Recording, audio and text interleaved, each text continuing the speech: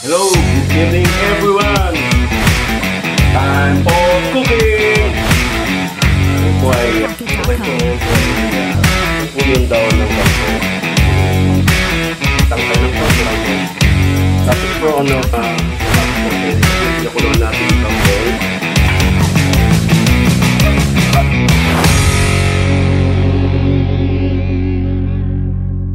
Hello, good evening everyone. Time for cooking! Ngayon po ay magluluto tayo ng napakasimpleng putahe po.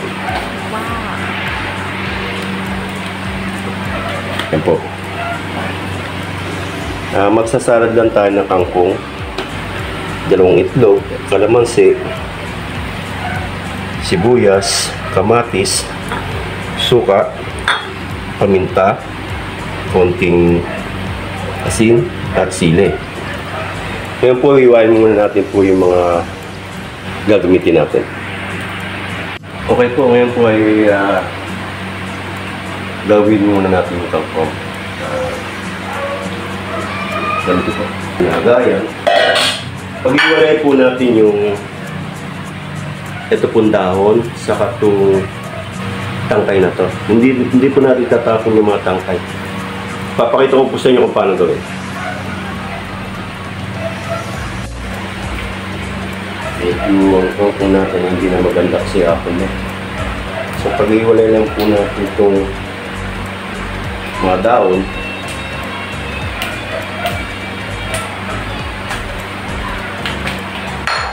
Itong mga tangkay po ay separate din po natin. Dahil wala na po tayong ulam, wala na kaming kakainin naman. So tayo po ay gagawa ng simpleng ulam para sa hapunan.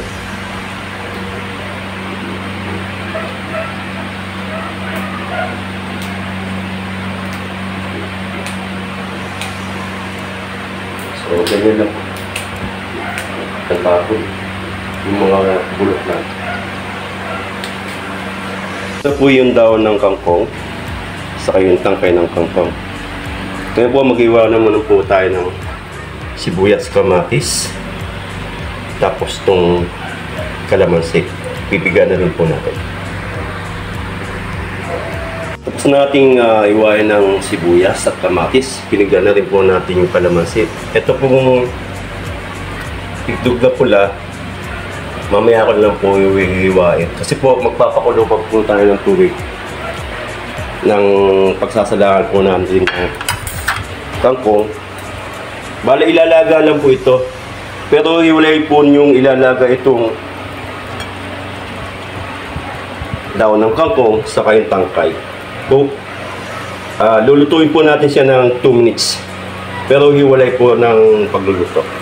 Ngayon po magpapakulo po tayo ng tubig. Malinis na po yan.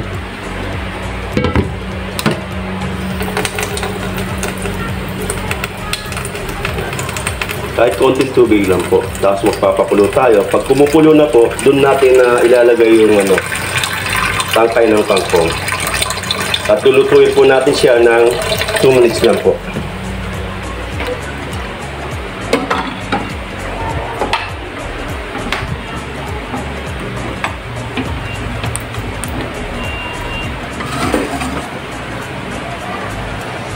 Okay? Hintayin po natin siyang kumulo. Mga 10 minutes kukulo na po yan at ilalagay po natin yung unang lulutuin natin na tangkay ng kangkong. Po natin yung yung kalan natin. Kung nakulo na po. Yan po, kumukulo na po. So wait pa po natin after 5 minutes para medyo kulong-kulo siya. Para po itong tangkay ng kangkong, mga 3 minutes lang na po natin lulutuin. Pagkatapos niya po, nahugasan ko na rin po itong kangkong. Pati yung dahon. Hi! Lagay na po natin yung tangkay ng kangkong. Tapos po lulutuin natin ng mga 3 minuto lang.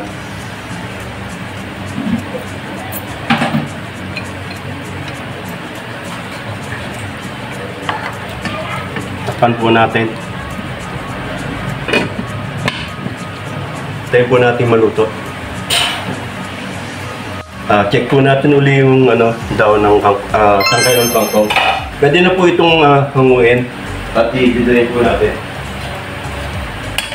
Mabilis lang po itong gawin.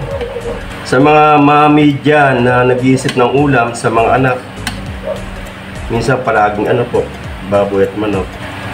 Ito po napakasimpleng luto.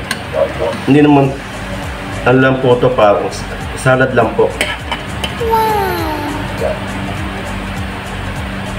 Hanguin po natin.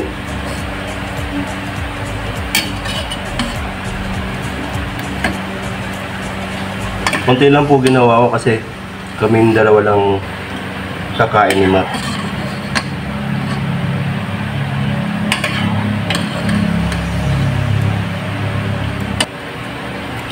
Okay na po yan. Pwede natin isalang itong dahon ng kangkong.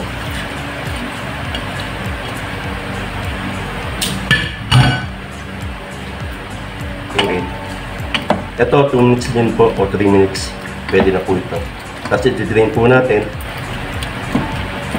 Tapos saka natin lalagay yung kamatis, sibuyas, itlog na maalat, kalamansi at paminta sa asin at konti sili.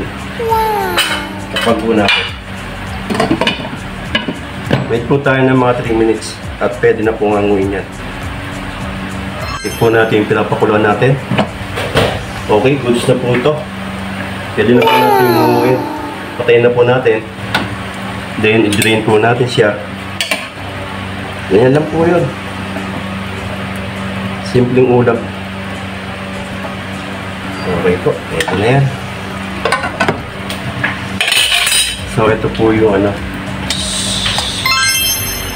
dahon. Kaya, hello, ito na po yung mga natapos natin. Ito po yung pinakuluan natin kangkong. Tangkay ng kangkong. Kamatis, sibuyas, ng alat, kalamansi, paminta, asin, konti sili, konti suka. Ngayon po, lagay na po natin itong kangkong. Na-drain na po natin ito. Ayan po. Ayan. Lagay niyo po ito. Haluin lang po yun. Para kayo nagsasalad. Then, kailangan po natin ng strainer.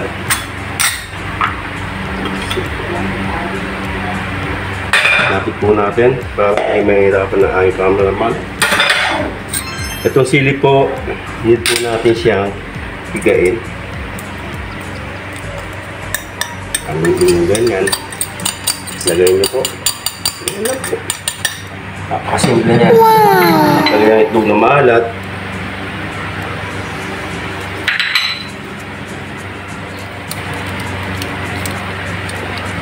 Sige pa po nagpakain po ang aking panganay dahil graduation po ni Matt.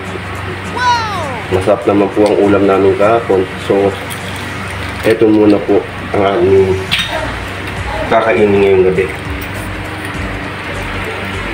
Kunting kanin lang ang ating kakainin. Tayo magbabawas ng timbang. Sana all. Tagal na nagja-jogging, laki pa ng tiyan.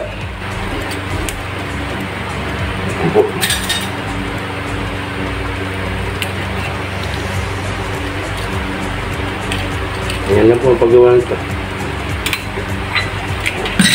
Ang ating gasa niya. Ang suka. Courtesy of Moy Moy.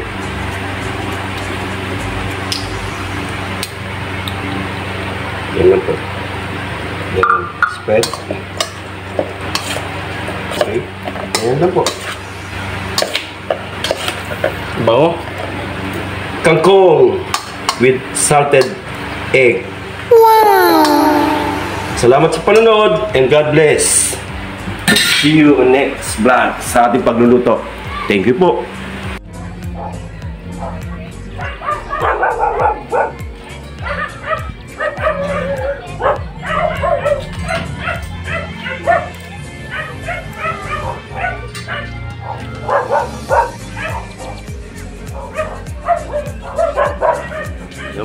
Napakaganda ng lapas.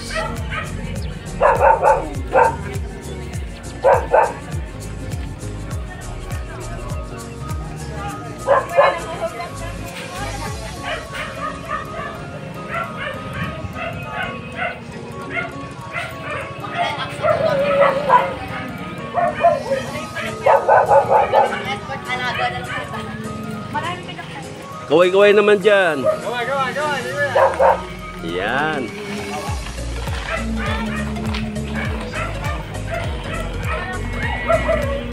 Kaway ate.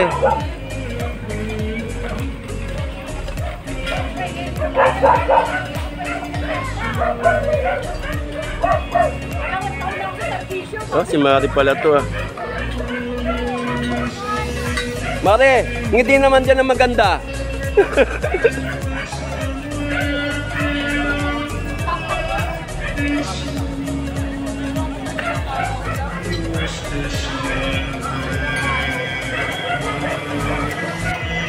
Kaway sa video.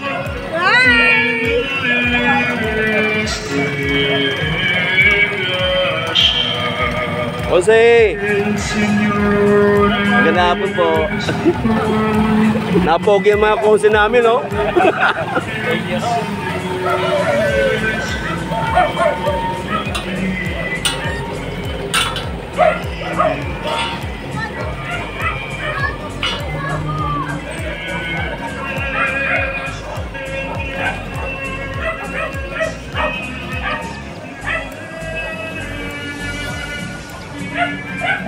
Kaway kuya dyan! Sa mga kapitbahay ko. Welcome to my vlog. Welcome to my vlog. Aba, mapalabas ko ang mayayan. Sige lang.